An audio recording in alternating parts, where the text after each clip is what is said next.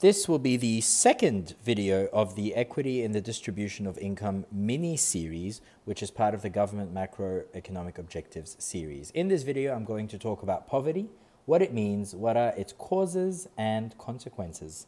So let's begin. Now, in order to understand the meaning of poverty, you have to distinguish between absolute poverty and relative poverty.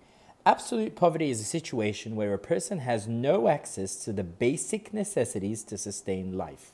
No access to food, shelter, clothing, clean water. The basic necessities to sustain life. If there's no access, this is absolute poverty. Relative poverty, on the other hand, is a situation where the individual can afford basic necessities. So they're not suffering from absolute poverty, but their living standard is well below the average in an economy. So when the standard of living is well below the average in the rest of compared to the rest of the economy, but this person can afford their basic necessities, this is called relative poverty. So essentially, you can afford your basic necessities, however, you are poor when compared to everyone else. It's more of a relative concept. So what are some possible causes of poverty? Well, number one, low incomes, obviously. Whether you are absolutely or relatively poor, it's because your income is low, and this is due to a lack of ownership of the factors of production. Remember in the previous video, I said that in a market system, there is unequal ownership of the factors of production. Some people own more factors of production and hence can use those FOPs to generate more income. So low incomes. The second one could be unemployment. People could sometimes, when they lose their job or they go through a period of time where they're unemployed, they could be very poor and lose their homes and they could be homeless. So unemployment is often a major cause of poverty. It could also be lack of human capital. Remember, your human capital refers to your education and your health that enables you to work and earn income.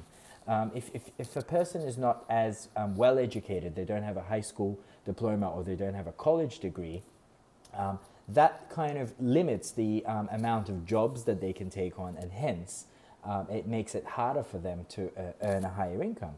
Also, unfortunately, if a person has a specific disability or a health condition that prevents them from working, that could contribute to their inability to earn a certain level of income and to be relatively poor. So lack of human capital in general, having a specific disability in the absence of laws that protects the disabled, which is why the laws to protect the disabled are very important, but also lack of education and training. All of these can be possible causes of poverty.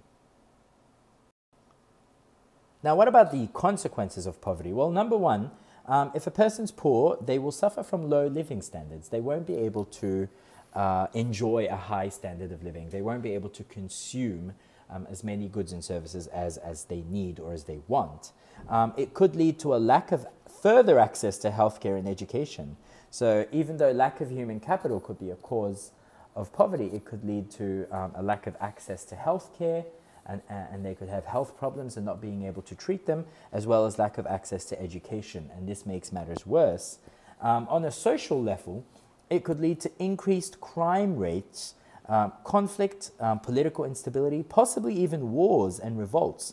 History has shown us multiple examples where there have been wars fought as a result of fighting over resources due to poverty, or revolutions and revolts and rebellions that started because of the poor essentially being fed up with power and wealth being concentrated in the hands of a minority. So these are possible consequences of poverty. I hope within this video you have come to understand what poverty is in the context of economics, what are the differences between absolute and relative poverty, and what are the causes and consequences of poverty. Have a good day.